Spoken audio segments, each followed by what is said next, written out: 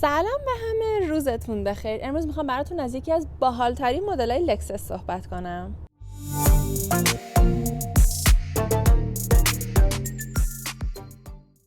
قبل از اینکه ویدیو رو شروع کنم حتما کانال یوتیوبمو سابسکرایب کنید، زنگولش هم فعال کنید چون ویدیوی باحال خیلی تو راه داریم.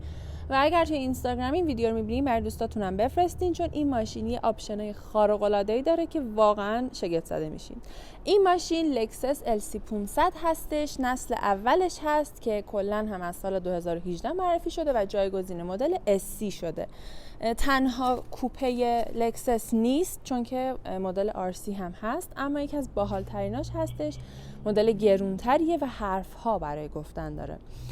این ماشین موتور 5 لیتری V8 داره، تنفس طبیعی که یک صدای بی‌نظیر داره، 471 اسب بخارقدرت و 540 نیوتن متر گشت‌آور میتونه تولید کنه. 0 تا 100ش هم 4.4 ثانیه هستش. پای قیمتش بالای $100,000 هست، یعنی از $103,000 تا استارتش میخوره و دو مدل موتوری داره، یعنی یه دونه LC500 هست که این هست و یه دونه LC500H هایبرید که دیگه اون موتور 3.5 لیتری داره و از این خب یه ذره همچین جمع جورتره، البته ظاهرش نه، پرفورمنسش.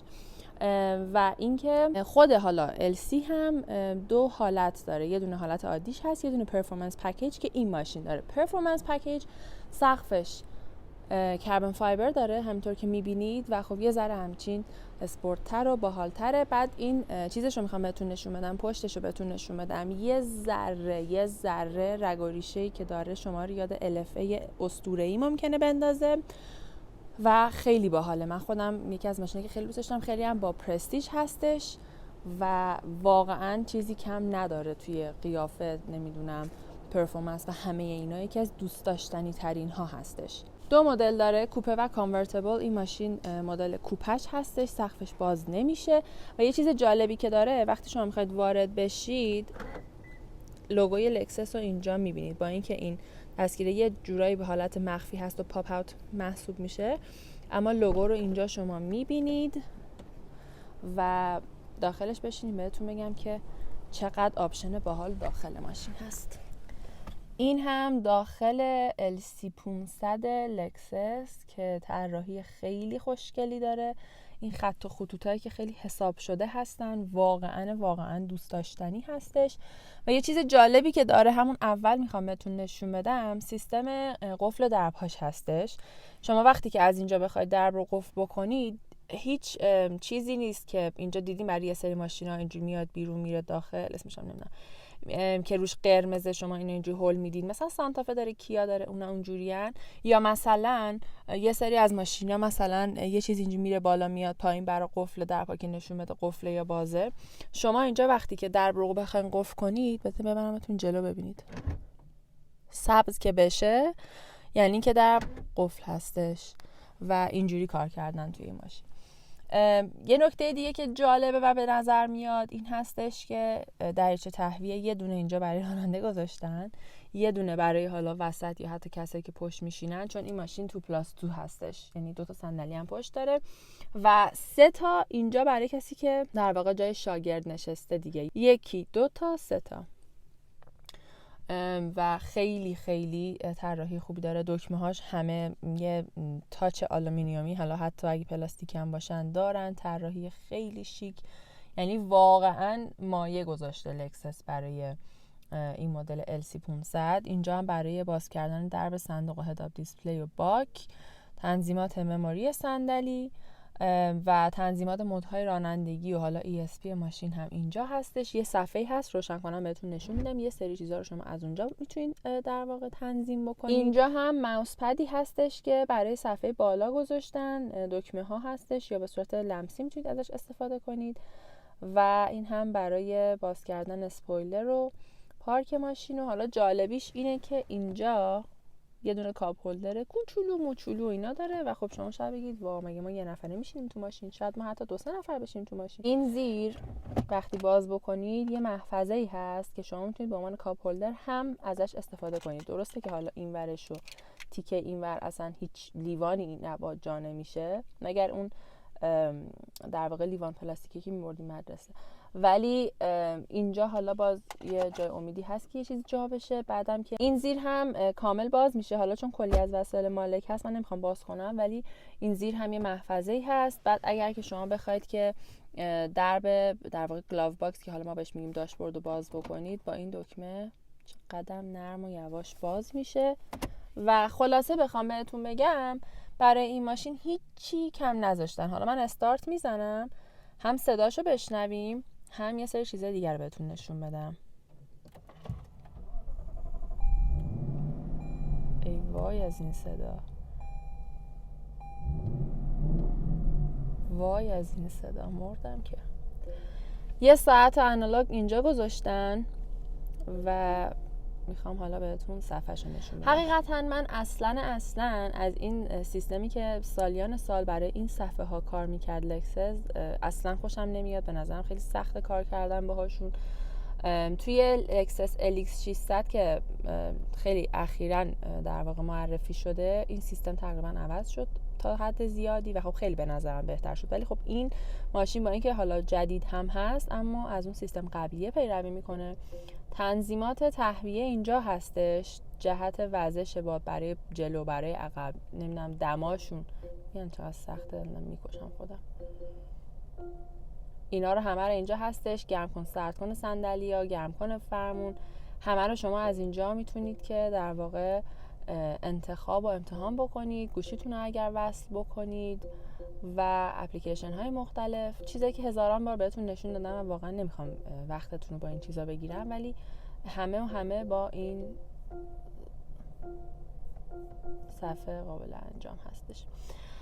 این حالا خیلی سخته چون یه دونه میزنی میره کلا تا 3 تا کوچه اونورتر. اینجوری نیست که من یه دونه دستم تکون بدم بره اونجا، یهو پرت میشه اونور، همین سختش کرده. ولی حالا راجع به اون نمیخوام حرف بزنم، آدم نمیاد تو LC که بخواد به تنظیمات تهویهش گیر بده. میخوام براتون از خفنی این ماشین نشون بدم. اولا که مودهای مختلف همونطور که گفتم شما با این تغییر میدین، مثلا بهتون نشون بدم. میبینین حالتهای مختلف اسپورت پلاس کامفورت و ایکو هستش. خب بعد شما اگر که یه چیزی رو بخواید روی این صفحه تغییر بدید، با اینکه دیجیتال هست ولی این دایره وسطش به صورت مکانیکی تغییر میکنه و میره اونور. دیدی؟ بعد شما اینجا میتونید تنظیمات مختلف رو تغییر بدید اونجوری که دوست دارید و اینم برمیگرده سر جاش. یه چیز خیلی خیلی خیلی جالبم که داره این ماشین، یعنی من خودم وقتی که متوجه شدم اصلا تا چند ثانیه سکوت کرده بودم، انقدر برام عجیب بود.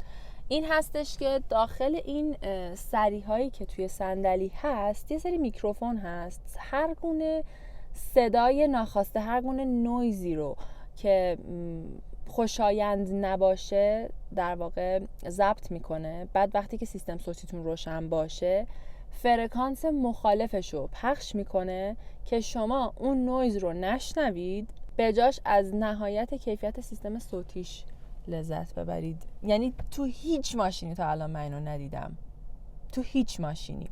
و یه نکته جالبم این هستش که این صندلی عقب انقدر جاش کم و کوچیکه حتی بچه‌ها نمیتونن بشینن.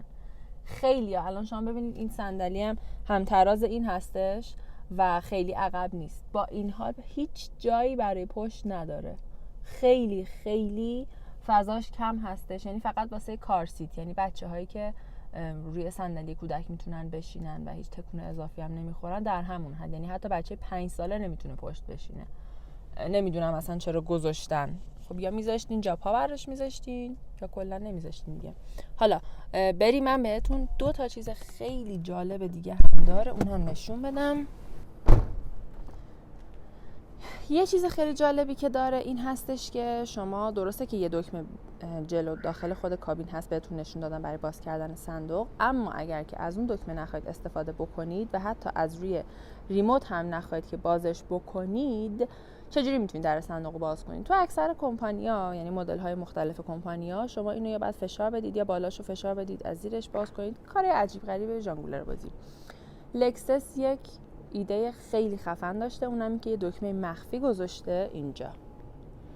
نه مانع دیدتون میشه، نه چیزی. شما درب صندوق رو راحت باز میکنید. فقط مشکلی که هست این که فضای صندوق خیلی کوچیکه، تقریبا هم اندازه صندوق جلوی پورشه 911 هستش و حتی کوربت C8 هم از این ماشین فضای بیشتری داره صندوق عقبش. ولی خب LC رو دیگه خیلی برای صندوق کسی نمیخره دیگه. و یه نکته خیلی جالب که گذاشتم اون رو به عنوان تدیگ ماجرا آخرش بگم، چیز جالبی که هست، من بعد کاپوتو براتون باز کنم. اینجا رو میبینید یه رکابا اینا همه کربن فایبر هست که این پک خودش یه قیمت اضافه رو داره، یعنی شما علاوه بر پولی که برای LC 500 میدین یه هزینه اضافه بعد فقط برای این پرفورمنس پک پرداخت بکنید. چیزی که داره اینجا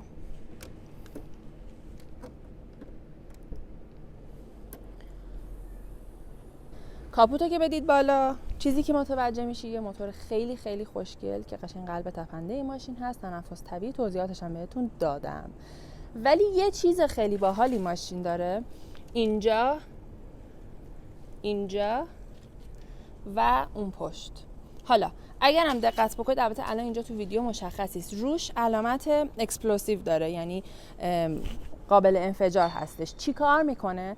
وقتی شما با عابر پیاده برخورد بکنید، این 3-4 تا، یه دونم اونور هست روی اون جک اونور، این 4 تا منفجر میشن، کاپوت میاد بالا، یه حالت مثل ایربگ باز میشه این زیر، باعث میشه که عابر پیاده با قسمت‌های سخت ماشین برخورد نداشته باشه و این نشون میده که لکسس نه تنها به ایمنی شما که راننده و مالک و سرنشین هستین اهمیت میده، بلکه به کسی که ممکنه خدای نکرده یه روز بهش برخورد داشته باشین هم فکر میکنه. یه حالت ایربگ تور اینجا باز میشه، یه بالشتک برای اینکه عابر پیاده آسیب جدی نبینه خدای نکرده. یعنی دیگه اصلا من هیچ صحبتی ندارم واقعا. این هم از این ماشین. رقیبش سری 8 هستش، البته اتاق کوپه و کانورتبلشون سری 8 گرند کوپه هم داره و خیلی خیلی واقعا من تحت تاثیر ماشین قرار گرفتم. خیلی چیزای باحالی داره و به نظرم توی در واقع رقابت با رقباش هم خیلی خیلی میتونه درخشان ظاهر بشه. پای قیمتش $100,000 آمریکا هستش و رقیبش هم که بهتون گفتم. حالا شما به من بگین نظرتون راجع به این ماشین چیه؟